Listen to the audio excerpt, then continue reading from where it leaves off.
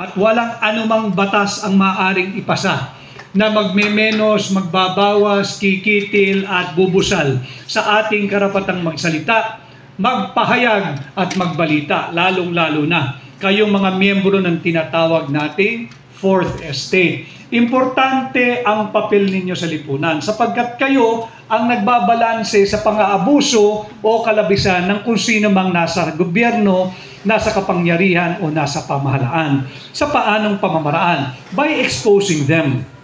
Di ba? Kaya I agree with yung ating kaibigan na nagtanong, talagang this administration should not harness the instrumentalities of the government to promote persecution, to promote suppression, to promote harassment and intimidation. No.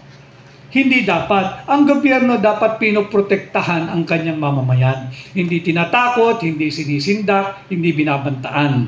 At again, malinaw sa ating saligang batas yan. Nandiyan lahat yan sa ating